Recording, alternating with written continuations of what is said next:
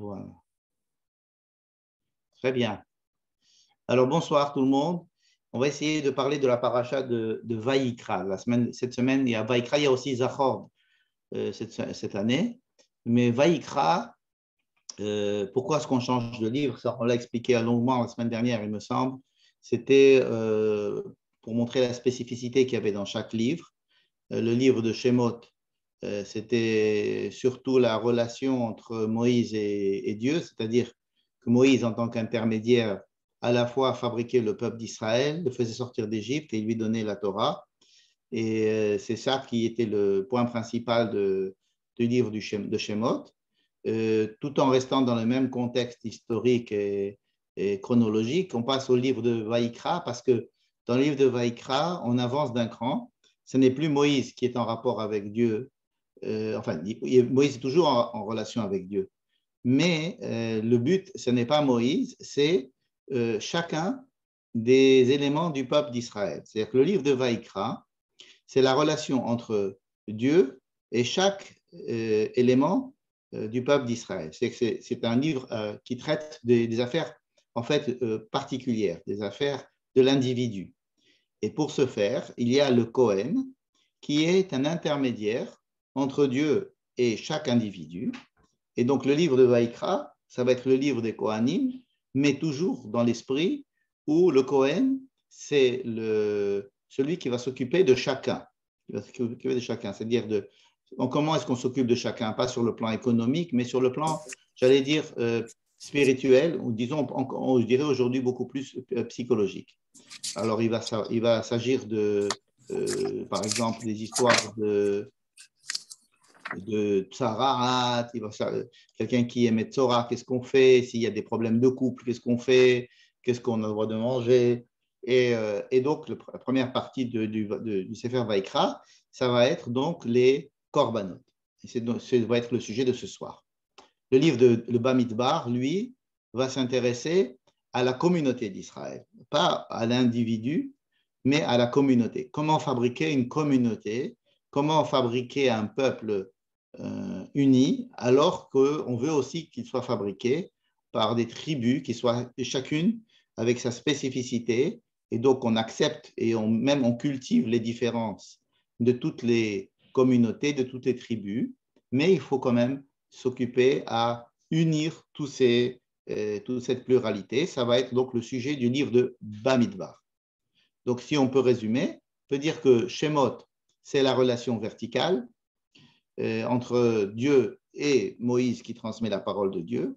Ensuite, le livre de Vaïkra, ça va être une relation aussi verticale entre Dieu et chacun du peuple, c'est-à-dire beaucoup plus particulière, quelque chose qui va s'attacher à l'état d'esprit, l'état d'âme de chacun qui comporte le peuple. Et le livre de Bamidbar, ça va être un peu plus horizontal, c'est-à-dire comment est-ce que la présence de Dieu, concrétisée par le Mishkan, va unir ce peuple-là et va essayer de créer un mouvement, puisque le livre de Bamidbar, ça va être des mouvements, des voyages. Ça va être dans le désert, comment voyager d'une étape à l'autre et comment donc on organise ce peuple. Ça va être le politique et ça va être donc la fonction du livre de Bamidbar. Donc nous trouvons maintenant dans le livre de Vaïkra, qui est, comme je viens de le dire, un nouveau livre uniquement par son point de vue. On poursuit totalement chronologiquement ce qui s'est passé dans la fin du livre de Shemot. Par contre, c'est le point de vue qui change. Ici, on va s'intéresser à l'état d'esprit de chaque individu qui pourrait composer donc le peuple d'Israël et donc par là même de chaque individu en général, puisque le peuple d'Israël est un petit résumé ou un échantillon un petit peu exacerbé de toutes les manières d'être dans l'espèce humaine. Alors, dans le livre de la paracha de Vaïkra, commence comment? On va d'abord voir comment est-ce que ça commence. Vaïkra El Moshe. C'est d'ailleurs le titre même du livre entier et de la paracha, Vaïkra. Vaïkra El Moshe. Pourquoi est-ce que Vaïkra El Moshe? Parce que tout simplement, la semaine dernière, on avait fini le livre de Shemot en disant qu'ils avaient construit le Mishkan, ils avaient construit le tabernacle, mais il manquait la possibilité à Moïse de rentrer à l'intérieur du Mishkan. La présence de Dieu était descendue, avait rempli le Mishkan. Il y avait du feu qui était descendu sur le Mishkan. Ce n'est pas un feu qui brûlait, mais un feu de présence. Ensuite, un nuage qui emplissait le Mishkan. Et Moïse ne peut pas rentrer dans le Mishkan. C'est ce qui était écrit la semaine dernière, juste à la fin de la paracha de la semaine dernière, le livre de Shemot. Moïse ne peut pas rentrer dans le Mishkan. Pourquoi? Parce qu'il y a un paradoxe, évidemment, c'est comment parler avec Dieu? Comment est-ce que l'homme peut communiquer avec Dieu, même si c'est Moïse? Étant donné que Dieu est défini comme quelque chose d'infini, justement, quelque chose de transcendant, et l'homme est là, et si il veut qu'il y ait, si Dieu est là, alors l'homme n'est pas là. C'est ça que ça veut dire. Si Dieu est présent, en principe, l'homme n'est pas présent, ne peut pas être présent en même temps que Dieu. On ne peut pas avoir deux entités tellement opposées l'une à l'autre, n'est-ce pas? Et de notre côté, le but, c'est quand même qu'il y ait un certain rapprochement ou une certaine communication. Peut-être que le dialogue, la communication peut-être être un moyen de relier ces deux mondes totalement opposés, qui est celui du monde, le monde des hommes et le monde d'un Dieu qui est complètement transcendant. Et alors, on avait fini la semaine dernière, donc c'est le livre de Shemot, par cette incapacité, par cet échec, mais en fait, ce n'est pas un échec, c'était simplement la description d'un paradoxe. Et notre livre, justement, ouvre le premier verset, ouvre le livre en disant que voilà comment est-ce que ce paradoxe peut être résolu. Comment est-ce qu'il peut y avoir, oui, une rencontre entre Dieu et l'homme? C'est par un appel de Dieu à l'homme. Vaïkra El Moshe. Donc Dieu appelle. Donc il y a ici une volonté, un mouvement qui vient d'en haut et qui va aller vers Moïse et lui dire rentre. Rentre là où tu ne pouvais pas rentrer, puisque j'étais là. Donc d'abord Dieu investit le lieu que les hommes ont créé, à savoir le Mishkan. Et donc, bien que ce soit les hommes qui l'aient créé, ce lieu devient impossible, exclu à toute présence humaine, puisqu'il y a une présence divine. Et même Moïse ne peut pas rentrer dans ce lieu. Et c'est après que Dieu ait appelé Moïse, c'est-à-dire qu'il y a une volonté divine, qu'il y ait, oui, un rapport, qu'il y ait, oui, une parole. Et la discussion va pouvoir faire le pont entre ces deux mondes totalement opposés, et qui vont rester d'ailleurs opposés, ces deux mondes. Mais la discussion, la parole va permettre de créer un pont entre ces deux mondes. Et c'est Dieu qui initie justement cette parole. Vaïkra El Moshe. Donc il faut bien se dire que si tout le livre s'appelle Vaïkra, n'est-ce pas? Vaïkra, et que notre paracha s'appelle Vaïkra, la tradition a donné ce nom à tout le livre. Vous savez qu'il y a plusieurs noms au livre de Vaïkra. Il y a Torah de Kohanim, il y a beaucoup de noms. Mais le livre que nous avons retenu, le nom que nous avons retenu pour ce livre, c'est Vaïkra, parce qu'il faut bien comprendre que Dieu est intéressé au bien-être de chaque être humain. Donc Dieu est intéressé à ce qu'il y ait un rapport, à ce qu'il y ait ce rapport-là de parole. Et c'est cette parole divine qui va venir vers Moïse et qui va appeler Moïse à rentrer à l'intérieur du Mishkan. Et donc, ce Mishkan va être le lieu de la rencontre entre Moïse et Dieu. Mais le but n'est pas que Moïse parle à Dieu, ça c'était le livre précédent. Le but va être maintenant déclaré à Moïse. Donc, Vaïdaber Adonai Elav Me'ohel Moed Lemo. Voici le contenu de la parole de Dieu à Moïse. Daber el Bene Israël. Va et parle aux enfants d'Israël. Donc, Dieu appelle Moïse, parle à Moïse, et il lui ordonne de parler aux enfants d'Israël. Daber. Daber, c'est de parler, tout simplement, parler. Pas une question d'ordonner quelque chose, mais c'est de parler. Donc la discussion est vraiment, encore une fois, non seulement entre Dieu et l'homme, mais entre le dirigeant Moïse et les autres, et tous ceux qui font partie du peuple, tous ceux qui composent le peuple, c'est la parole. Ve'amarta alehem, et tu leur diras. Vous voyez, il y a deux fois, comme d'habitude, daber ve'amarta. Donc, il y a les deux modalités de parole. Une parole un petit peu suggestive et une parole qui est un petit peu, qui pousse les gens à l'écouter. C'est une parole un petit peu, comme on dit, une parole dure, c'est-à-dire une parole qui va exiger de la personne qui est là à écouter, c'est-à-dire de le mettre en situation où il a besoin d'écouter. Hein. C'est une exigence dans la parole, d'Aber el Béné Israël. Et aussi, il y a une parole beaucoup plus douce, c'est-à-dire une fois qu'ils ont reçu cette exigence de la parole et qu'ils se sentent effectivement pris dans ce jeu de la nécessité d'avoir une communication, alors la parole va se faire plus douce, va se faire à la mesure de l'écoute des gens qui ont besoin d'écouter cette parole, puisque cette parole ne leur est pas imposée pour leur malheur. Au contraire, c'est une parole qui est là pour eux, n'est-ce pas? Voilà. Et voilà le contenu justement de cette parole. Adam. Le premier mot ici que j'ai mis en gras, c'est le mot Adam. Qu'est-ce que ça veut dire Adam? C'est un homme. On n'avait pas vu ce mot depuis le livre de Bereshit, n'est-ce pas? Adam, c'est-à-dire un être humain. Adam, c'est le terme générique pour un être humain en général. Adam. C'est pour ça que certains commentateurs diront que de la même manière qu'on s'adresse ici à tout homme, eh ben, il n'y a pas que les Juifs qui pouvaient amener des sacrifices au temple, même les non-Juifs pouvaient apporter des sacrifices au temple, puisqu'on s'adresse à Adam, à tout homme. Adam, qui akriv mikem korban l'Adonai, qui voudrait apporter un certain sacrifice, on va appeler ça, comment on va appeler le mot korban, le mot qui akriv, c'est-à-dire se rapprocher, ou quelque chose qui a envie de se rapprocher, qui a envie de résoudre un problème psychologique, j'allais dire.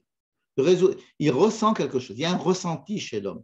Si un homme a un certain ressenti et qui veut avoir, avec ce ressenti, se rapprocher de Dieu, hein, alors, par un sacrifice, c'est-à-dire qu'il va y avoir un sacrifice animal, hein, mina behema, mina bakar ou mina tson, takrivu et korbanchem, vous ne pourrez utiliser pour cela que des animaux qui font partie d'une certaine liste, mina bakar ou mina tson, le menu bétail, le gros bétail, mais pas des animaux sauvages, pas des animaux qui ne sont pas...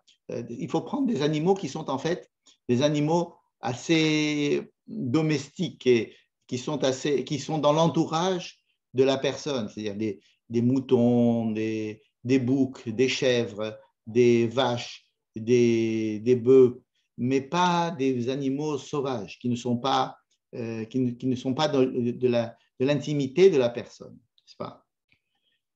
Donc ça, c'est une phrase totalement d'introduction, tout à fait générale, mais il faut bien se rendre compte qu'il s'agit d'un désir ou d'un problème que voudrait exprimer un homme vis-à-vis de Dieu.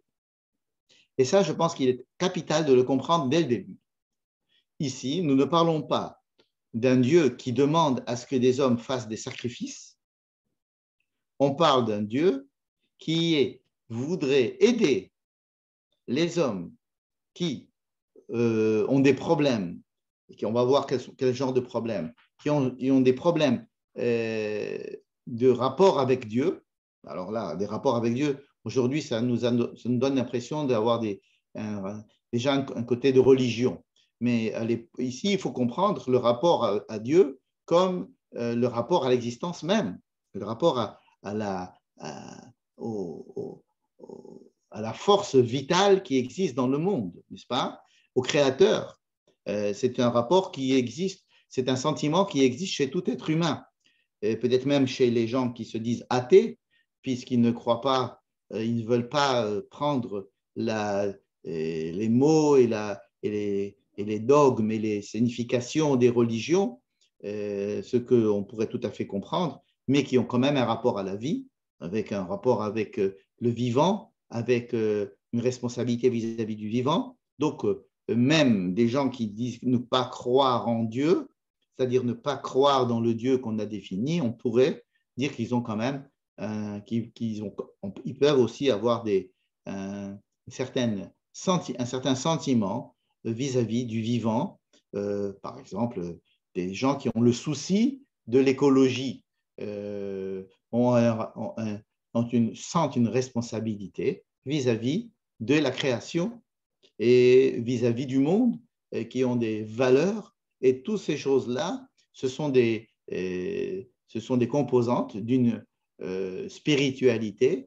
Mais comme les religions ont énormément dévoyé les messages originaux et qu'ils ont créé des guerres et qu'ils ont créé des haines et qu'ils ont créé des idolâtries, alors évidemment, lorsque l'on parle de religion ou de Dieu ou on utilise des mots comme ça, on se sent éloigné. Mais là, il s'agit de quelque chose de beaucoup plus basique, de quelque chose que l'homme peut ressentir.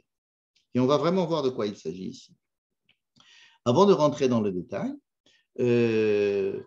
aujourd'hui, il n'y a pas de ce qu'on appelle de Beth Amikdash, c'est-à-dire de temple à Jérusalem. Le temple a été détruit par 3 fois, c'est-à-dire une fois à Shiloh et 2 fois à Jérusalem. Et il a été détruit parce qu'il a été dévoyé et on l'a utilisé pour des raisons qui ne correspondaient pas à son but premier.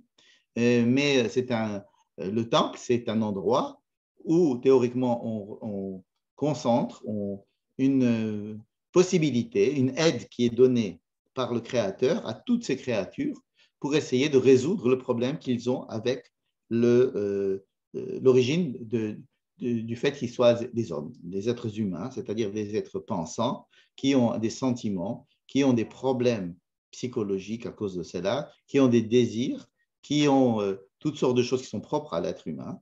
Et c'était donc le but.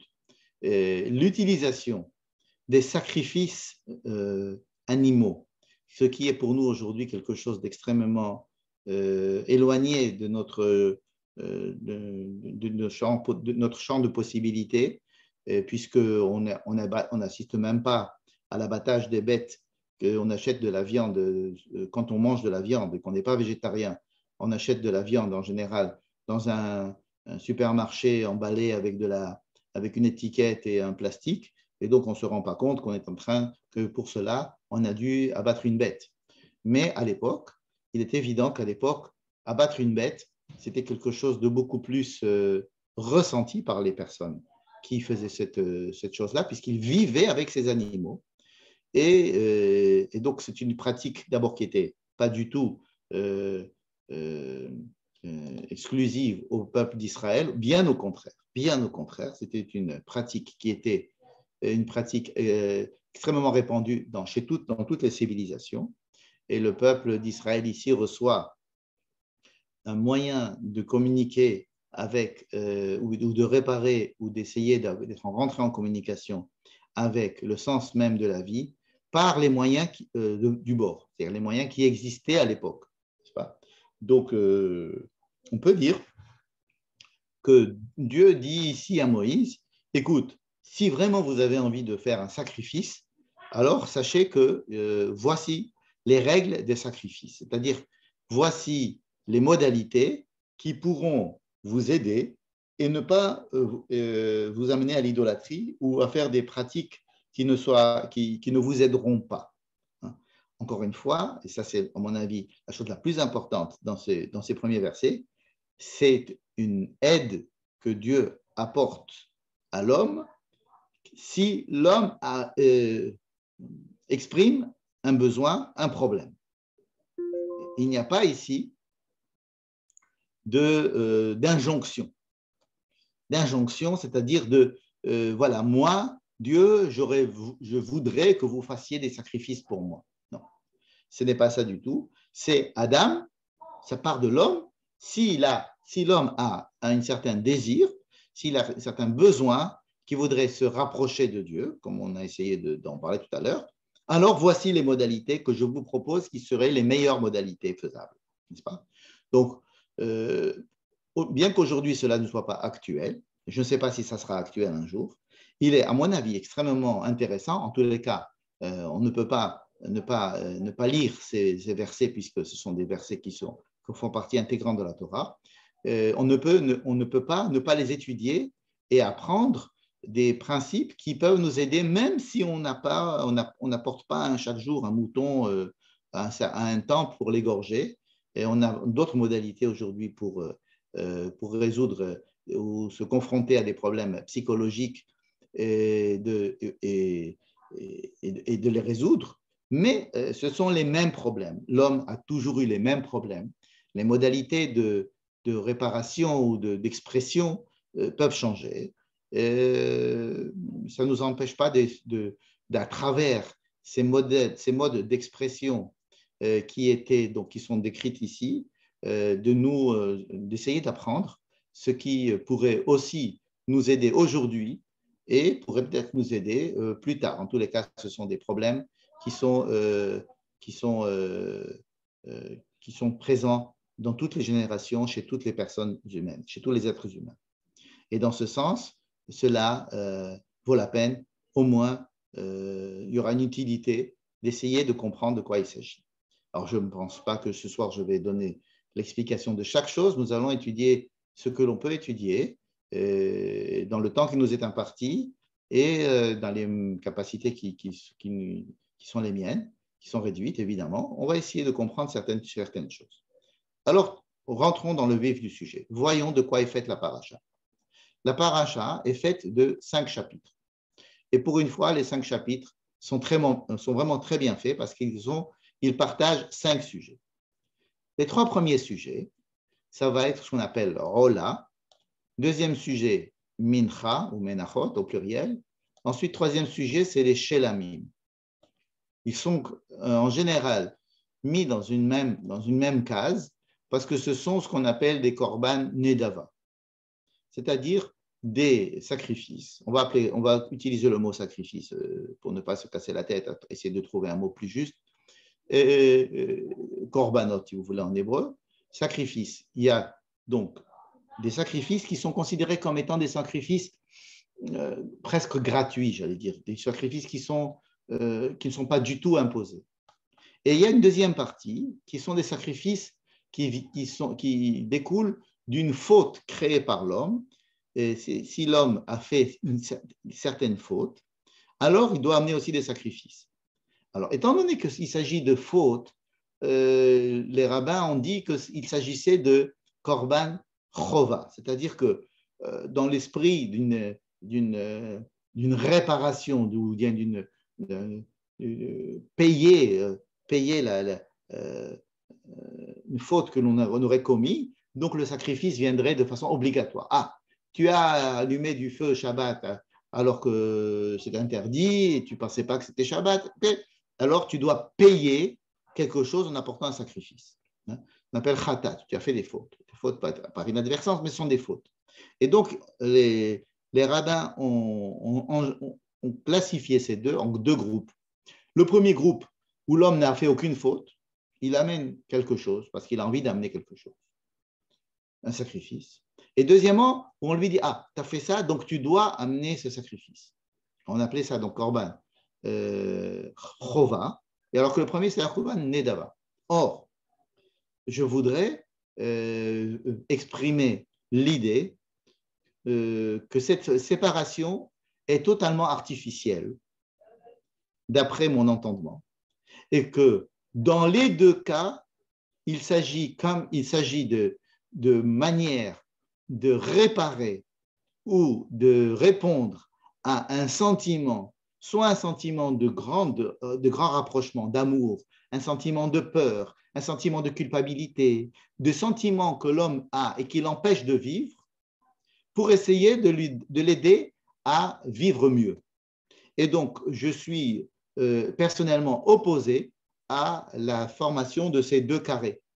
Mais je pense que tous les 5 chapitres et Et les 5 sortes de corbanotes qui sont décrits ici sont les mêmes, enfin, partent du même principe, et qu'il n'y a pas des punitions et des choses à payer, parce que Dieu n'a pas besoin qu'on paye quelque chose. C'est pas parce que si j'ai allumé du feu, je ne vais pas aller apporter un sacrifice au temple parce que je vais payer une faute. Ce n'est pas du tout ma manière de comprendre les choses. Mais le fait que j'ai fait une faute, d'ailleurs, vous allez voir quand on va rentrer dans les fautes, il s'agit de fautes qui sont des fautes qui peuvent embêter l'homme dans sa vie psychique. Par exemple, il ne s'agit pas de fautes qui ont été faites de façon intentionnelle. J'ai décidé d'aller tuer quelqu'un. Je prends un revolver, je le tue. Bon, il n'est pas du tout question ici d'amener un corban d'expiation, comme on dit. Ça sort complètement du... Il n'y a pas de corban pour ce genre de choses. Par contre, si quelqu'un est là et se dit, écoute, j'ai vu ce type-là prêter de l'argent. Je l'ai vu, il avait prêté de l'argent et il m'a demandé vraiment de venir témoigner pour lui au tribunal. Mais je n'ai pas le temps, puis je n'ai pas envie d'aller témoigner, puis après, je n'ai pas envie de me fâcher avec l'autre. Je vais dire que je suis pas au courant. Je vais dire que je ne suis pas au courant. Bon. Et je ne vais pas aller témoigner. Je n'ai pas envie d'aller témoigner au tribunal. Bon. Et que la personne, ça va le travailler. Qu'est-ce qui va le travailler? Elle va se dire, à cause de moi maintenant, il va y avoir un jugement rendu, un faux jugement qui va être rendu parce qu'ils avaient besoin d'un témoignage. Moi, j'étais témoin, je ne suis pas venu témoigner. Et le fait que je n'ai pas témoigné, je n'arrive pas à dormir la nuit avec ça. Donc, c'est un des cas, par exemple, de Khatat ou de Hacham, qu'on va voir tout à l'heure, qui va me dire, eh bien, écoute, viens apporter pour expier. Alors, ça va être une expiation ça va être quelque chose qui va m'aider à essayer de mieux dormir la nuit en faisant un vidouille, c'est-à-dire en disant oui, voilà la chose que je n'ai pas faite, j'ai fauté, j'aurais dû témoigner par exemple, ou j'aurais dû me rendre pur, ou j'aurais pas dû fermer les yeux sur quelque chose qui s'est passé alors que j'aurais dû agir, je n'ai pas agi, des choses comme ça, qui vont faire que, ou bien j'ai provoqué un accident par inadvertance, mais j'ai quand même commis un accident de la route, par exemple. J'ai allumé ce feu de Shabbat, je l'ai allumé, mais je ne l'ai pas fait intentionnellement parce que je dis, moi, laissez-moi tranquille avec votre Shabbat, j'en ai rien à faire, je vais allumer du feu pour faire ma grillade. C'est un feu que j'ai allumé par inadvertance parce que je ne savais pas que c'était Shabbat ou parce que je ne savais pas que c'était interdit ou bien parce que je pensais qu'on était dimanche, et ça me taraude.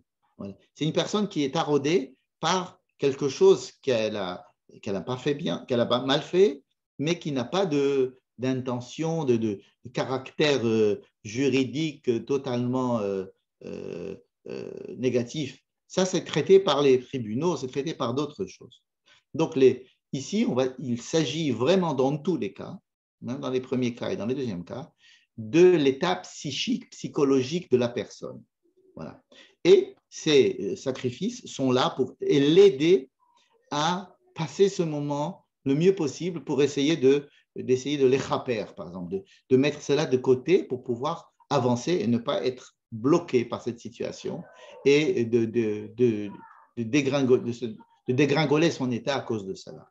Voilà. Donc, ce sont vraiment des aides psychologiques très profondes, très, très concrètes. Hein. Freud, par exemple, demandait à ce qu'il y ait une présence, une rencontre et une parole. Il y a aussi ici une rencontre, il y a aussi une parole, mais il y a aussi un acte où on va prendre un animal et on va lui ôter la vie, parce qu'il s'agit de quelqu'un qui a l'impression que sa vie même devrait lui être ôtée. Alors, on va rentrer dans les détails. Premier chapitre, Korban Ola. Im Ola Korbano. Qu'est-ce que c'est que Ola? Ola en hébreu, ça veut dire élevé, élevé. Alors, on va prendre un animal, effectivement. On va l'amener au temple. Il s'agit d'un animal particulier. Et on va le sacrifier, c'est-à-dire on va le tuer. On va lui faire la shrita. Et il va y avoir deux éléments cardinaux. Il y a énormément d'étapes dans cette histoire-là. Cet animal va être donc abattu. On va prendre son sang. Le sang va être aspergé sur l'autel. L'animal va subir un certain processus, ça dépend de ce sacrifice. Et à la fin, certaines ou toutes les parties du corps de l'animal vont être mises sur l'autel et brûlées. Et retenez ce mot brûlé, il est totalement faux. On va essayer d'en parler tout à l'heure. Il est effectivement brûlé, mais ce n'est surtout pas le but de la chose, ce n'est pas de le brûler. Mais effectivement, il va être brûlé. Si vous le voyez et vous dites, ah, tiens, il est brûlé. Mais ce n'est pas le but. En tous les cas, il va y avoir donc un certain processus. Et nous allons nous attarder sur deux éléments essentiels dans ce processus. Le premier, c'est le fait que l'on prenne le sang de cet animal et qu'on en fasse certaines choses et qu'on prenne l'animal lui-même, la chair de l'animal, le corps de l'animal, certaines parties de cet animal, et nous allons les emmener sur l'autel et elles vont être brûlées. Voilà. Donc, Rola, la particularité de ce Rola, c'est qu'il est entièrement brûlé. Toutes les parties de la bête sont brûlées. Il y a des sacrifices où certaines parties sont mangées à la fois par les Kohanim, d'autres bêtes, d'autres sacrifices où les personnes qui les amènent, eux, mangent ce sacrifice, c'est-à-dire ils mangent la plus grande partie de la bête, c'est eux qui les mangent. Mais là, Rola, c'est-à-dire que tout monte, tout est élevé. Rola. Bon. C'est quelqu'un qui a envie d'amener un Rola. Alors, il peut amener, par exemple, du gros bétail, il peut amener aussi du menu bétail, il peut amener aussi un oiseau, mais dans tous les trois cas, il s'agit d'animal à qui on va enlever la vie. On va enlever la vie. Cette vie est représentée par le sang, puisque la vie de l'animal s'en va lorsqu'on le vide de son sang, quand il perd son sang. Le fait de perdre le sang, puisque le sang contient la vie, le principe vital. En fait, ce principe vital qui est ôté de l'animal, c'est un peu le principe vital de la personne elle-même qui sent qu'elle n'est pas, qu'elle voudrait mourir ou qu'elle mériterait de mourir. Une personne qui mériterait, qui sent qu'il ne veut pas vivre, ou bien qui a sa vie entière qui est remise en question par lui. Donc le Ola, ça va être ôter la vie d'un animal qui lui est proche, puisque c'est un animal qui est un animal avec qui il vit d'habitude. Il va prendre cet animal. Rappelons qu'à l'époque, les gens vivaient avec les animaux autour d'eux, n'est-ce pas? Donc il va prendre cet animal avec qui il a une relation au moins d'appartenance, si ce n'est je ne dirais pas d'identification, mais quand même, il va prendre cet animal, il va aller jusqu'à Jérusalem, ou jusqu'au Mishkan, il va rentrer avec cet animal, il va le tirer, il va lui ôter la vie, et avec ce sang qui est la vie, va l'amener va être aspergé l'autel, et donc il va sentir que c'est sa vie elle-même qui part dans ce korban. Alors évidemment, il n'y a pas de korban humain, alors on va substituer au fait que la personne sent qu'elle doit mourir, c'est-à-dire que sa vie, il ne comprend pas la raison d'être, il ne peut pas justifier la raison d'être de sa vie elle-même. Donc, c'est par identification, ou bien c'est la vie de l'animal qui est comme sa vie à lui, va être ôtée. Et ça va être donc la première étape. La seconde étape, ça va être de prendre donc cet animal et de prendre les parties, la plus grande partie du corps de l'animal, qui maintenant n'est plus en vie, et va être monté sur l'autel. Voici la phrase, par exemple, qui va revenir à chaque fois. Ve kirbo ou kra'af, et kirbo, c'est-à-dire les entrailles. Les entrailles. On fait beaucoup de choses avec les parties du corps de cet animal, et la personne qui amène ce sacrifice participe, il voit, c'est les Kohanim qui agissent, mais il voit, il sait ce qui va se passer, et on prend les parties internes, on les lave, et ensuite, il y a vehiktir. Vehiktir à Kohen et à Kol HaMizbecha. C'est le mot qui veut dire brûler. C'est-à-dire, on va prendre ces parties, le Kohen va les prendre et va les faire monter sur l'autel et va les brûler. Veiktir. Le problème, c'est qu'il n'est pas écrit saraf. Saraf, en hébreu, ça veut dire qu'il va les brûler. Mais qu'est-ce que ça veut dire hiktir? Hiktir. Vous vous rappelez tout à l'heure, je vous ai dit brûler, mais c'est une mauvaise explication. Ce n'est pas brûler. Alors, c'est quoi? Hiktir, rappelez-vous le mot ketoret. Ketoret, ce sont les encens qu'on faisait sur un autre misbéyar, un autre autel, mais qui est un autel qui est à l'intérieur du Mishkan, qui est recouvert, où il y avait des encens. Hiktir, katar. Katar, c'est de la fumée. Hein? Par exemple, une pipe, c'est mikteret.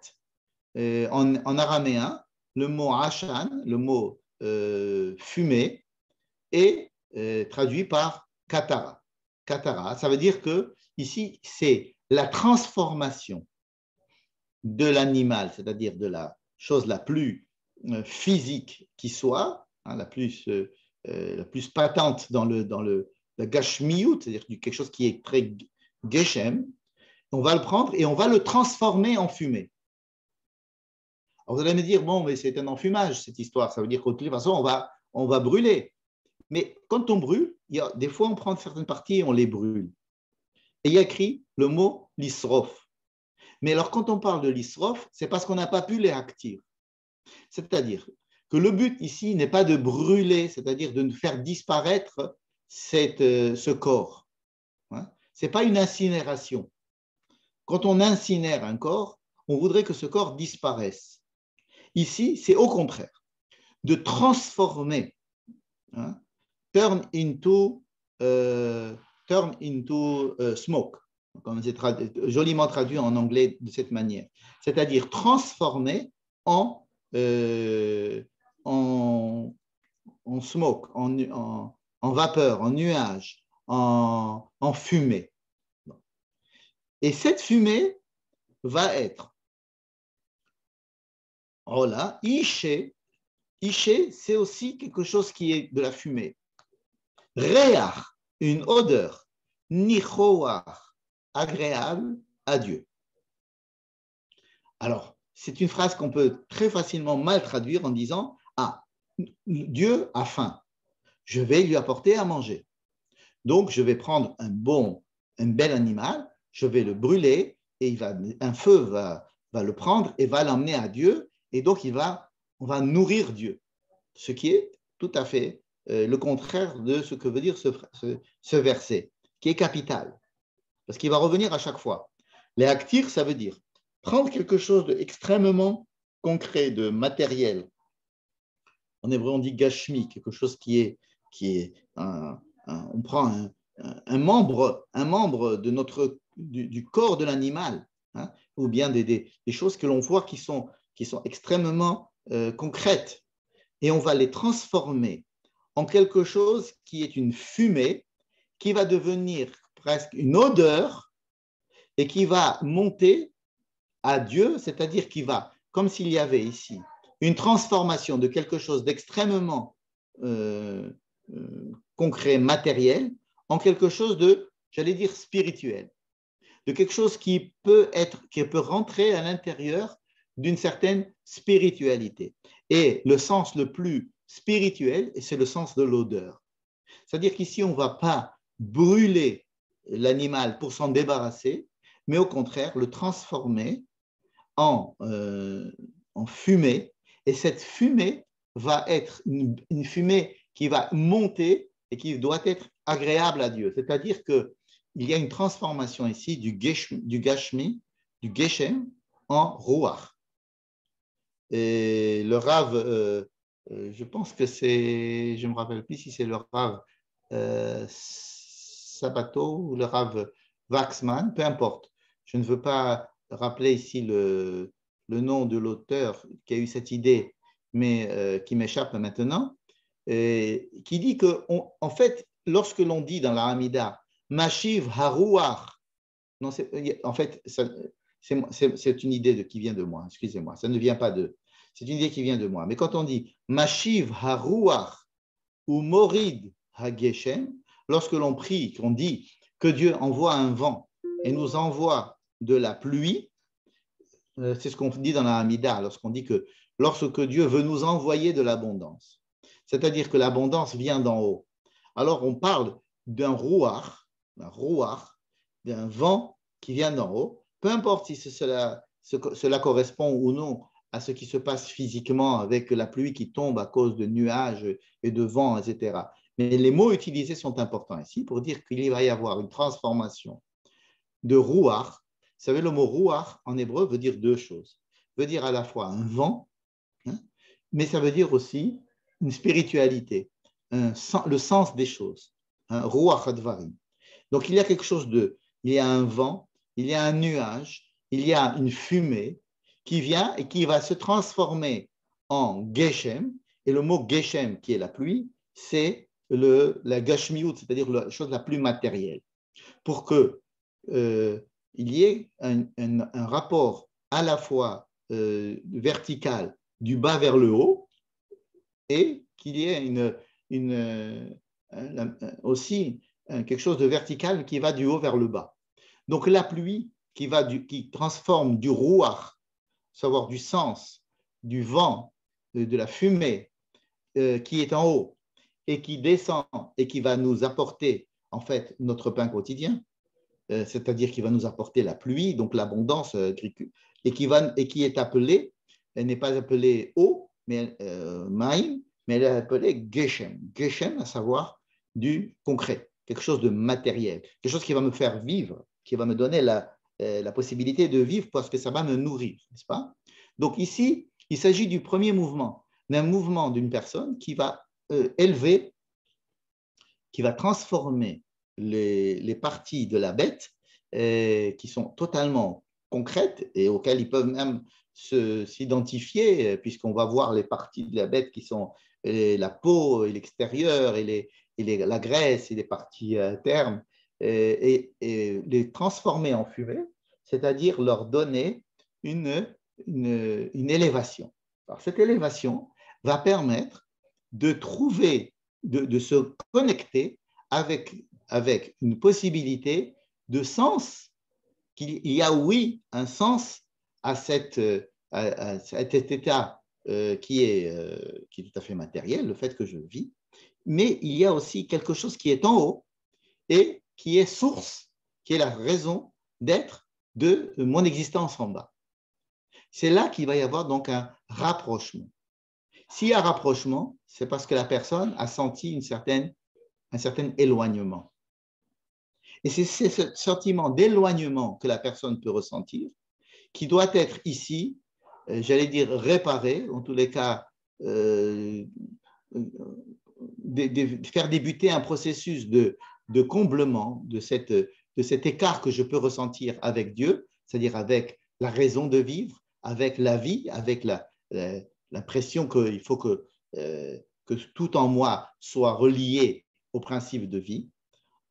Alors, en prenant cette vie et en me disant, alors que je voulais, j'avais au début un sentiment de vouloir abandonner cette vie, de quitter cette vie, une grande déprime par exemple, une impression de ne pas être connecté avec la vie, n'est-ce pas? Alors effectivement, on va dire, voilà, imaginons que tu n'aies plus cette vie, on va prendre la vie à cet animal et on va prendre ce corps et ce corps va être élevé. Mais si on le fait à l'animal, c'est pour que la personne, elle, soit reliée. Ça a l'air paradoxal de vouloir redonner du sens à la vie à un homme lorsqu'il va lui-même enlever la vie d'un animal qui lui est proche et avec lequel il peut peut-être s'identifier et voir qu'il y a une transformation même de ce corps-là, de cet animal qui va être transformé en fumée, et cette fumée va rejoindre le principe même de celui qui donne la vie, c'est-à-dire Dieu ici. Et cela va être agréable. Reach nichoach. Alors pourquoi c'est nichoach? Ça, c'est le mot qui a créé beaucoup d'incompréhension en pensant que Dieu aimait bien sentir l'odeur des corbanotes, c'est-à-dire qu'il fallait lui faire des sacrifices parce qu'il aime bien sentir, il aime bien cette odeur, hein, comme si c'était un Dieu qui aimait l'odeur des choses. Ce n'est pas ça. C'est que à partir du moment où je transforme le matériel en fumée et que cette fumée va être appelée ruach et reyach, il faut que cette chose soit agréable. Agréable à Dieu, ça veut dire que ça va être agréable au principe de la vie. Et donc, celui qui a besoin qui a besoin de ressentir un principe de vie et une connexion avec le principe de vie et le principe et la raison d'être de la vie, alors va justement, de façon paradoxale, se relier. Ça va se relier justement à ce principe de vie. Donc ça, c'est le rola. Donc on prend un animal et on le sacrifie. Et veiktir, on en a dit 2 mots. Maintenant, il va y avoir 2e chapitre. Donc il y a plusieurs sortes de rola. 2e chapitre, c'est la mincha. Mincha, qu'est-ce que c'est que la mincha? C'est la même chose que la rola. Mais au lieu d'être fait avec un animal, ça va être fait avec de la semoule et de l'huile et certains composants végétaux. Là, on se sent déjà beaucoup plus à l'aise parce que avec notre amour des bêtes et notre incompréhension des sacrifices, dès qu'on parle de quelque chose de végétal, alors ça va, on respire un peu plus profondément que tout à l'heure. Mais en fait, il s'agit de la même chose. Ce n'est pas parce qu'on est végétarien qu'on va apporter un korban mincha, un korban, c'est-à-dire on va prendre de la semoule, soit de la semoule. Alors, il y a énormément de manières de fabriquer cette semoule. On peut amener de la semoule brute, avec de l'huile brute. On peut faire des pitotes, on peut faire du couscous, on peut faire cuit, on peut faire dans des… Et toutes les recettes sont données ici dans ce chapitre. En fait, de quoi il s'agit ici? Ici, il ne s'agit pas de, comme on avait vu tout à l'heure, que ce soit le principe même de vie qu'il y a en moi qui avait un problème. Ici, j'ai un problème, c'est l'homme qui a un problème avec sa nourriture, avec sa subsistance, avec les moyens de vivre. C'est-à-dire que le mincha et la rola parlent les deux de quelque chose qui parle qui veut se rapprocher parce qu'ils sentent un écart, ils veulent se rapprocher de Dieu parce qu'ils sentent un écart. L'écart dans la rola, c'est un écart que j'ai avec le fait même que je vis. Et donc, par exemple, je ne pense pas que je mérite de vivre, par exemple. Ou j'ai l'impression que ma vie, elle n'a pas de sens en tant que vécu. La mincha parle d'un autre problème. C'est lorsque je pense que je ne peux pas. Vous savez, il y a beaucoup de gens qui arrêtent de manger parce qu'ils sentent qu'ils n'ont pas le droit de se nourrir ou bien qu'ils ne veulent pas alimenter cette vie. N'est-ce pas? Un problème de l'alimentation, c'est ici dans les 2 sens du terme, c'est-à-dire c'est le fonctionnement même de la vie qui m'indispose. Et la Ola et la Mincha sont deux sacrifices, un qui est animal, parce que ça part de la vie avec du sang. Le Mincha, c'est le tzomeach, c'est-à-dire c'est le végétal, parce que c'est ce qui est la base de la nourriture humaine. Et alors, c'est très marrant, parce que pour le Ola, on avait parlé de Adam, c'était la personne elle-même. Pour la Mincha, on va parler de Nefesh. Nefesh, c'est-à-dire c'est la vie. Vous allez me dire que le sang, c'est la vie. Pourquoi est-ce que dans le korban, Ola, on pourrait dire aussi nefesh, étant donné qu'on va prendre du sang, et Adam ou un nefesh. Mais lorsque j'ai pris le sang de la bête et que la bête ne vit plus, je n'ai plus de nefesh. En fait, la personne qui amène à Ola n'a plus de nefesh, puisque le sang a coulé. Tandis que dans le tzomeach, il a du nefesh, puisqu'il vit. Et il ne remet pas en question sa vie. Il remet en question un décalage qu'il a avec le fait qu'il alimente sa vie. Et il sent qu'il n'a pas le droit de s'alimenter, qu'il sent un éloignement vis-à-vis du principe de vie par les moyens mis en œuvre pour qu'il puisse alimenter sa vie. il n'y a pas que la nourriture, évidemment, dont il est question ici. Il est question de tout ce que je vais mettre en œuvre pour me permettre de vivre, n'est-ce pas? Il y a des gens, par exemple, qui ont comme j'ai dit, qui cessent de manger, mais il y a d'autres personnes qui mangent trop, qui veulent utiliser la nourriture comme ils veulent s'associer à la nourriture. Bref, qui ont un problème avec l'alimentation, un problème avec les moyens mis en œuvre pour pouvoir vivre. Donc là, la mincha, ce n'est pas un hola tzimchoni, ce n'est pas un korban hola pour végétarien. Il s'adresse les deux à un au principe de vie, l'autre au principe de la nourriture, au principe de l'alimentation de cette vie. Ça, c'est ce que je vous ai dit. Le hola, c'est un homme qui vit, c'est Adam, on a dit, c'est le mot Adam. Il faut prendre un animal vivant, lui enlever son sang, ensuite le transformer à ktara, ça veut dire le faire monter sur l'autel, mais pas pour le brûler, mais pour le transformer en fumée. Cette fumée va être transformée en odeur, en réar, et cette odeur doit être une odeur agréable à Dieu, c'est-à-dire que ce soit quelque chose de spirituel qui l'aide à vivre. Réar nichoach lachem, c'est une odeur spirituelle de bonne. Il ne faut pas qu'il soit dégoûté par la vie, au contraire. Il faut transformer la vie, donner du sens à la vie, rattacher la personne à la vie.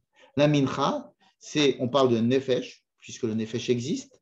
Donc c'est le nefesh. Nefesh, c'est le ratson, c'est la volonté, c'est tout ce qui fait vivre la personne. Il n'y a pas que sa vie, mais tout le moteur qui marche à l'intérieur de son principe de vie, c'est le nefesh. Il va donc ici prendre un tsomeach, c'est-à-dire ce qui est végétal, qui aussi vit, mais qui vit de manière à alimenter le monde animal et le monde humain. Il va prendre d'ailleurs Asiri Taefa. Combien est-ce qu'on amène mincha? Quelle est la quantité? Asiri Taefa.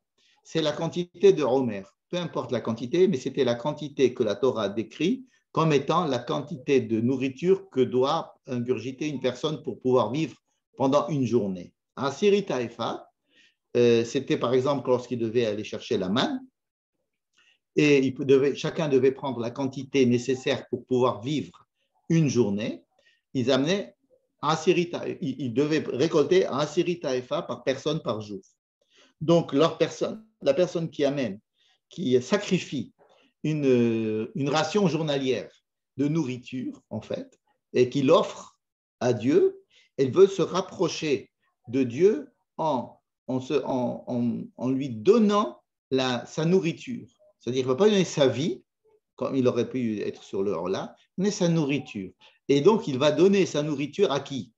Il ne va pas donner sa nourriture à quelqu'un qui en a besoin, il va donner sa nourriture au principe même. Donc là aussi, il va faire une aktara, ça va être transformé en de la fumée, qui doit être transformée en quelque chose qui va avoir une odeur et qui va être donc qui va aller dans le qui va faire marcher le sens le plus spirituel pour donner un sens.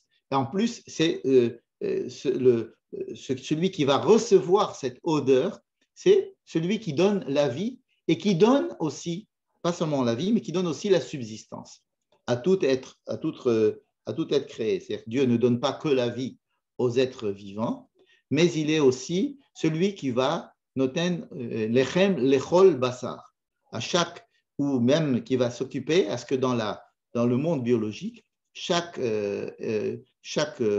élément vivant va pouvoir se nourrir. Donc, il n'y a pas simplement la vie, mais la subsistance aussi de cette vie. Et c'est à celui qui a donné la vie et qui a donné la subsistance que l'on veut se relier avec le Korban Ola, le Korban Mincha. N'est-ce pas? Ça, c'est ce que je vous ai dit tout à l'heure. Le Gashmi va devenir Rouchani et le Rouchani va devenir Gashmi avec Mashiach Baruch Modesh. Bien. Troisième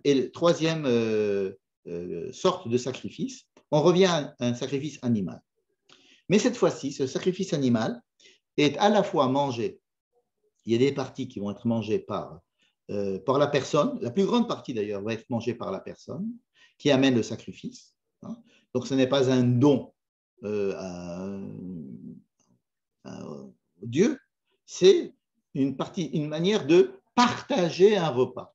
Partager un repas, partager l'animal qui va être donc elle aussi abattu, partager l'animal entre une partie va être mise sur l'autel et donc transformée en fumée, une autre partie va être mangée par les Kohanim et la plus grande partie de l'animal va être mangée par la personne elle-même qui amène le sacrifice. Et alors là, c'est un mouvement psychologique opposé à celui que nous avons vu. Ici, il s'agit d'une personne qui ne ressent pas un éloignement ou un problème. C'est une personne qui a une joie, qui ressent une joie, qui ressent une exaltation, qui ressent quelque chose un amour débordant, et il veut en faire profiter toute la création. Il va en profiter, faire en profiter, par exemple, il peut ramener cette bête-là et en faire profiter tout le monde. Mais le fait de faire profiter de cela Dieu, ce n'est pas que Dieu a besoin de manger, mais c'est pour montrer sa reconnaissance et donc d'être rapproché avec celui qui est la source du bien-être qu'il ressent. Voilà ce que c'est que la Shelamim. Si on pouvait résumer, il y avait, je ne sais pas si j'ai eu le temps de faire un tableau, non, je n'ai pas fait un tableau et je n'ai pas de clavier en hébreu puisque je suis en France, mais essayons d'imaginer qu'il y a deux manières de ressentir, il y a deux sentiments cardinaux, un sentiment de crainte et un sentiment d'amour. D'ailleurs, les deux sont demandés dans la Torah. Il faut essayer de développer son sentiment de crainte, c'est-à-dire d'identifier ces moments de les élever, c'est-à-dire qu'ils puissent m'aider et identifier des sentiments d'amour et les développer et de montrer en quoi est-ce qu'ils peuvent les utiliser à bon escient. Le sentiment de yira est développé par le hola et la mincha, c'est-à-dire la crainte, elle est développée dans la hola et la mincha, c'est-à-dire le sacrifice de l'animal entier qui monte vers, qui est entièrement transformé en fumée, et la mincha, c'est quelque chose de végétal qui aussi va avoir le même, un pour la vie, l'autre pour la substance, pour l'alimentation de la vie. Le troisième, c'est par l'amour, c'est-à-dire que c'est un sentiment de grande joie, de grande allégresse, de grande reconnaissance. Hein. Par exemple, quelqu'un qui veut faire une fête et qui avant, quand on voulait faire une grande fête, on prenait des moutons ou bien des animaux et on faisait on les sacrifiait, on les sacrifiait, on les tuait et on faisait des grands méchouis et c'était une manière de faire des fêtes. Les shelamim, c'est une manière de faire la fête puisque toutes ces parties-là vont être mangées effectivement par la personne et sa famille et les gens qui va réunir, etc. Donc, shelamim, c'est une manière de relier à Dieu ces sentiments d'exaltation et de grand amour. Et donc, nous trouvons ici, dans cette première partie, une manière d'exprimer un éloignement avec la volonté d'essayer de se rapprocher quand même, et une gratitude, un grand amour, et je voudrais faire partager cet amour et reconnaître que cette abondance de bien ou d'amour ou de joie, de bonheur, je voudrais le faire partager.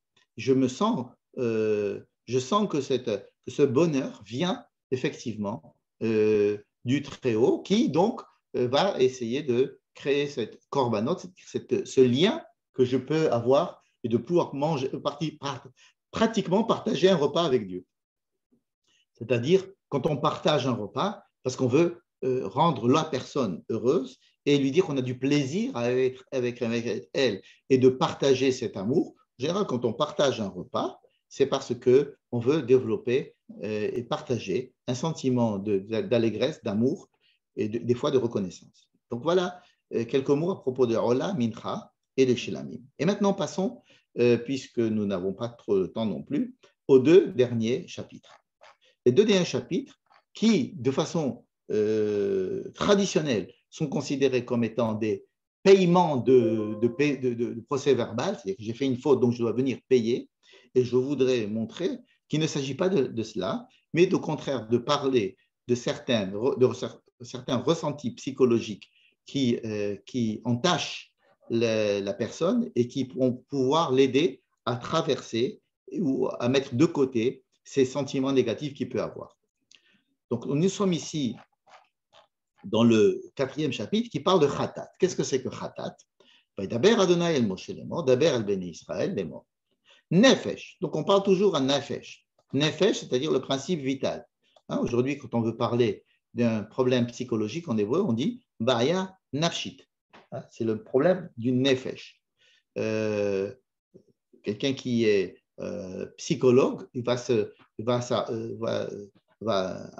confronter au problème du Nefesh. Bayot Nafshiot. Donc, Nefesh, qui Techeta. Techeta, ça veut dire qu'elle va faire quelque chose qui va se rendre compte qu'elle n'a pas fait quelque chose de bien. L'arto, c'est, par exemple, envoyer une flèche, jouer aux flèches, mais la flèche n'est pas arrivée au bon endroit. Elle est partie ailleurs. Et donc, j'ai raté ma cible, n'est-ce pas? Et donc, un homme qui a l'impression qu'il a raté sa cible, c'est-à-dire qu'il a fait un acte ou qu'il n'a pas fait un acte qu'il aurait pensé, qu'il pensait qu'il aurait dû faire, et il l'a raté. C'est un manquement, en fait.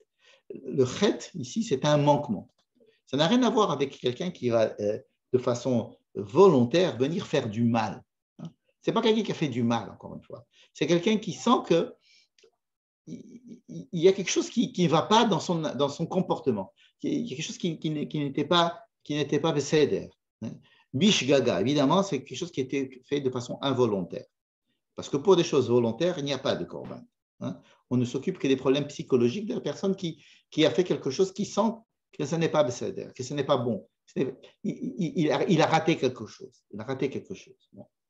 Et alors, on veut l'aider à essayer pas de réparer, puisque la chose il n'a pas fait, la chose n'a pas été faite. Bon, il y a eu un manquement. On parlait tout à l'heure de la personne qui est partie, qui n'a pas témoigné alors qu'elle aurait dû témoigner. Elle a vu un objet qui était dans la rue, elle n'a pas pris, elle n'est pas allée le rapporter. C'est pas, c'est pas qu'elle a fait une grande faute, mais elle se dit quand même, j'aurais dû, ou bien quelqu'un qui est parti, on lui a dit, voilà, ça coûte 200 francs, et elle a donné un billet de 100 francs ou de 100 euros, et à la caisse, on l'a pris, il ne s'est pas rendu compte que c'était que 100 euros, que ce n'était pas 200 euros. Et alors, oui, mais c'est pas bien, c'est pas bien. Bon, l'autre ne m'a pas réclamé, mais je ne m'en suis pas rendu compte parce que sur le moment, si je m'en rends compte, et le fait que je ne dise pas, non, attendez, monsieur, je vous en ai que 100, il faut que je vous donne 200 euros. Alors là, si je ne l'ai pas fait, c'est que c'est du vol. Mais la personne qui rentre chez elle et qui se rend compte que dans son. Elle s'est dit, ah tiens, mais c'est un billet, mais j'aurais dû donner ce billet. C'est quelque chose qui est qui va pas laisser dormir parce que c'est quelque chose qui peut passer complètement inaperçu. Personne ne va venir lui demander des comptes, que c'est quelque chose qui est entre lui et lui-même, lui et sa conscience, n'est-ce pas? Et donc ça, pour lui, il peut avoir, si c'est une personne assez fine, assez pas pure, mais quelqu'un qui est assez sensible à ce genre de choses, donc qui était assez élevé pour se rendre compte que ce genre de manquement ne peut pas le laisser continuer à vivre normalement, puisqu'il a raté, il a raté son truc. Et alors, il y a plusieurs catégories. Il y a par exemple un Cohen. La première catégorie, c'est un Cohen a fait une erreur. Le Cohen qui travaille au Beth Amikdash a fait une erreur par inadvertance toujours. Ou alors, une erreur faite par toute la communauté. Toute la communauté a fait une erreur.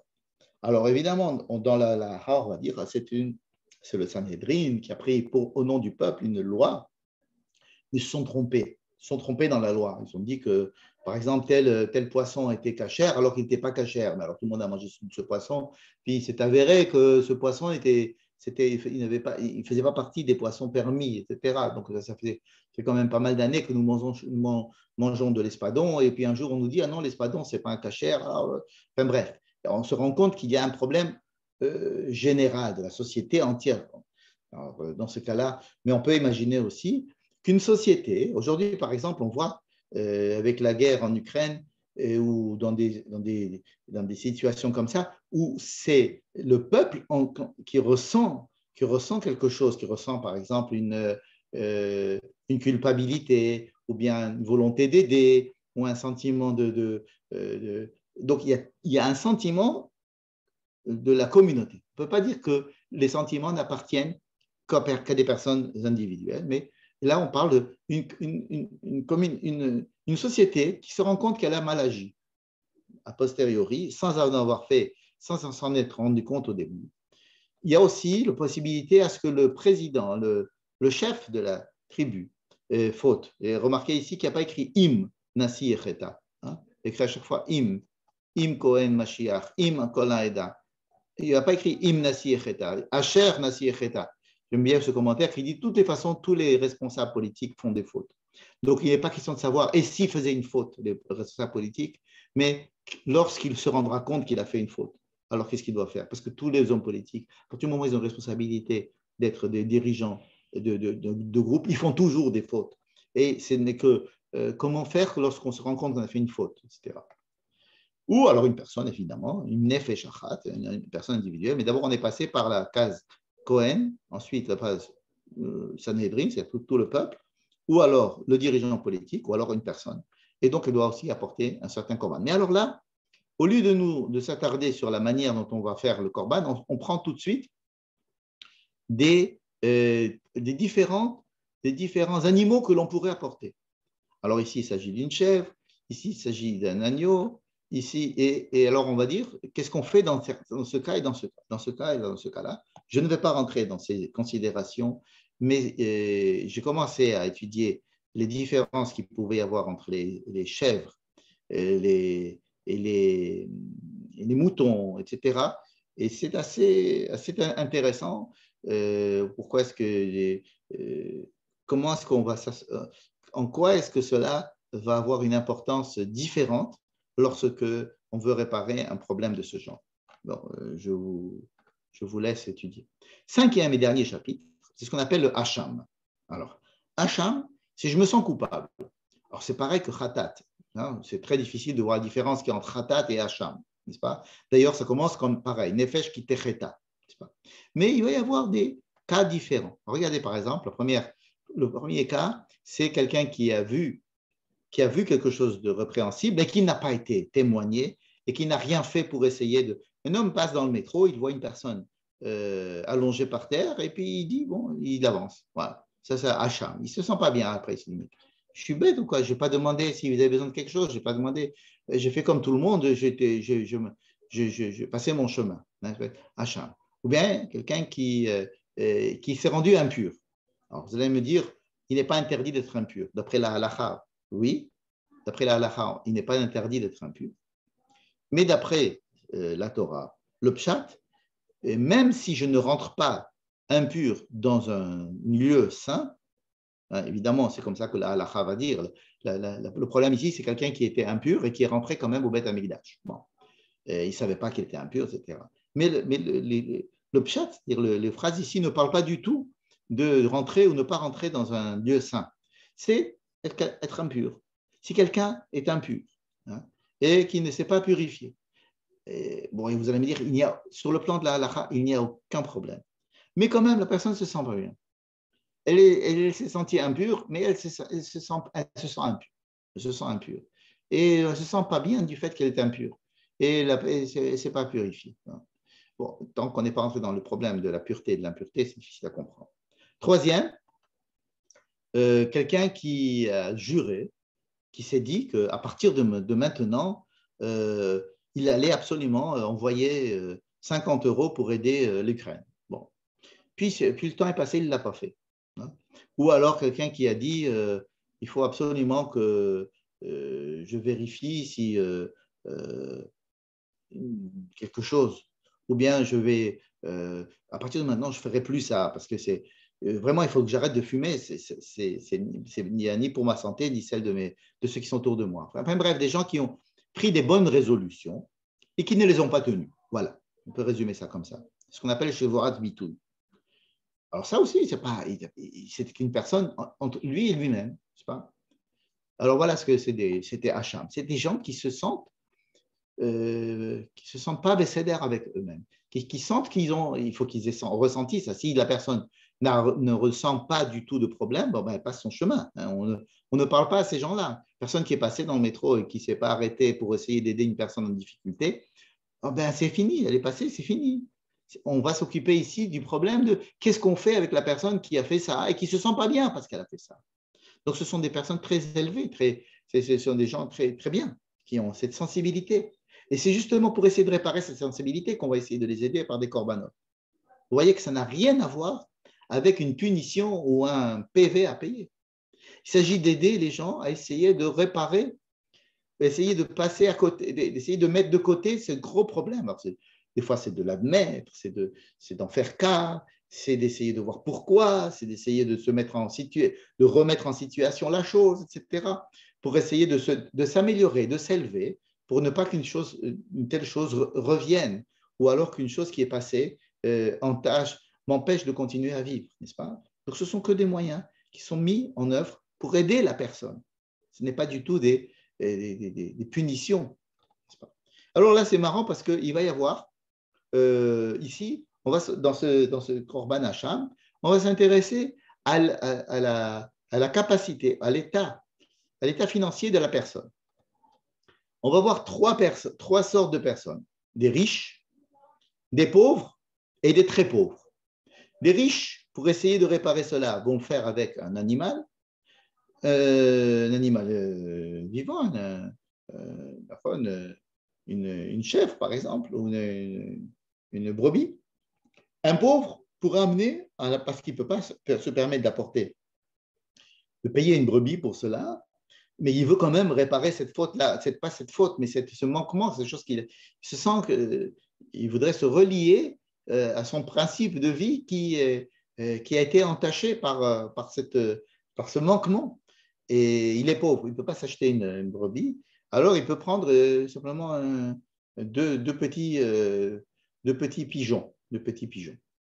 Mais s'il n'a pas non plus la possibilité d'acheter des petits pigeons, alors il l'amènera un peu de semoule, hein, quantité de semoule journalière, à Siri Taïfa, toujours la même. Et c'est marrant qu'on parle de la capacité de chacun. C'est-à-dire que il ne s'agit pas ici d'imposer un tarif, comme on le ferait, par exemple, si vous avez brûlé un feu rouge, eh bien, vous devez, il y a tant de points de permis qui sont enlevés, et puis il faut payer telle somme, et c'est comme ça. Ici, c'est en fonction des capacités de la personne. Ce qui est encore une preuve supplémentaire au fait que ce ne sont que ce sont des propositions, ce sont des aides à ce que chaque personne puisse, dans son état, dans ses capacités, essayer d'avancer dans la vie, tout simplement. Alors voilà, pour finir, encore quelques Hacham, des catégories de Hacham, des fautes de Hacham, des gens qui ont utilisé de l'argent qui n'était pas à eux, ils étaient par exemple consacrés au temple. Ou imaginons que quelqu'un utilisait la carte bancaire de la société pour payer un vélo à son fils, n'est-ce pas?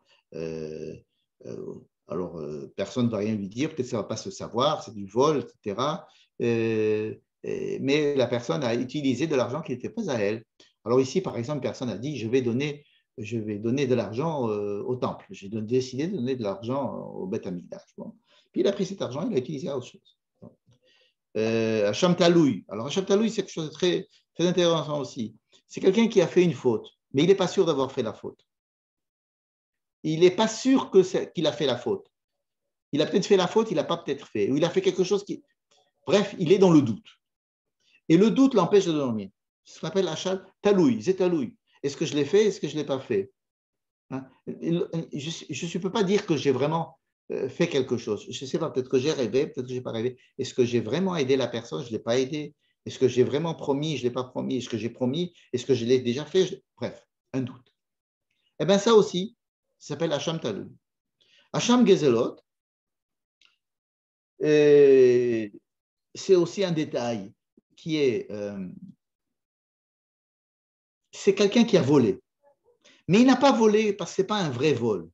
C'est un vol qui est, tu sais, voilà, je devais te faire un bon prix. Pour toi, je vais te le vendre à 50 shekels. Mais je sais très bien que le cours du marché, c'est 40 shekels. Qu'est-ce que je suis en train de dire? Que je vais te faire un bon prix. Tu sais, tu vas faire une bonne affaire si tu achètes cela. Achète cela, c'est une très bonne affaire. C'est un bon produit. Et c'est une petite entourloupe. Alors, ça se fait dans le commerce. Il y a des choses comme ça qui ne sont pas des fautes patentes, mais ce sont des choses qui, si on veut être tout à fait honnête envers soi-même, ne devraient pas se faire. Voyez, voilà.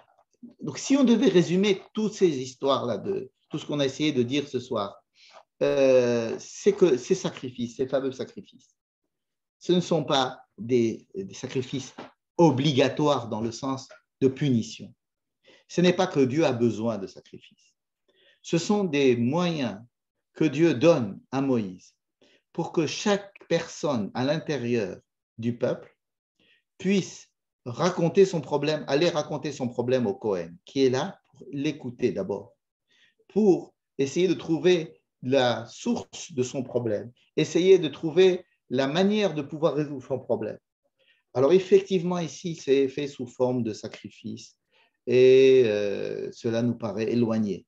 Mais n'est-ce pas que ce problème du problème psychologique que chacun peut avoir, des problèmes de grande peur, des problèmes de grande joie, des problèmes de sentiments d'être passé à côté de quelque chose, de ne pas avoir été à la hauteur de ce que j'aurais dû faire, ce sont des problèmes qui sont inhérents à chaque personne à toutes les époques. Et ne serait-ce que faire un livre entier qui va venir essayer d'aider à résoudre ces problèmes, même si les moyens qui sont décrits ici nous semblent pas être des moyens adéquats aujourd'hui, l'étude de ces moyens, l'étude des différents cas, rentrer à l'intérieur de chaque cas et de comprendre ce qui, à l'époque, pouvait être, oui, pertinent, et trouver les moyens pour nous, aujourd'hui, aussi, de trouver des moyens d'être pertinents en attendant de peut-être arriver à faire des corbanotes un jour. Je ne dis pas que c'est… Mais aujourd'hui, étant donné que ce n'est pas pertinent, il faut prendre à l'intérieur de ce genre d'enseignement et de versets et de détails ce qui peut être pertinent pour essayer de résoudre le problème essentiel, à savoir aider l'homme, aider chaque homme à l'intérieur de la société, aider chaque homme à mieux vivre, à être plus honnête envers lui-même, à savoir comment canaliser ses grandes peurs, ses grands manquements, ses sentiments de grand éloignement avec les principes vitaux, ou alors comment canaliser ses grandes joies et ses grands enthousiasmes, et comment l'aider aussi à faire partager cela dans les principes de vie qui conviennent. Comment canaliser et permettre à une personne qui, malgré le sentiment qu'il a raté sa cible, pouvoir continuer à vivre et ne pas être coincé dans ce sentiment. Voilà, me semble-t-il, comment est-ce qu'on pourrait lire notre paracha de Vaïkra et les suivantes, et malgré l'anachronisme apparent, trouver justement dans ces détails un grand intérêt à les étudier et à les traduire dans les moyens et l'espace dans lesquels nous vivons aujourd'hui. Je vous remercie et j'ouvre vos micros afin que vous puissiez poser des questions si vous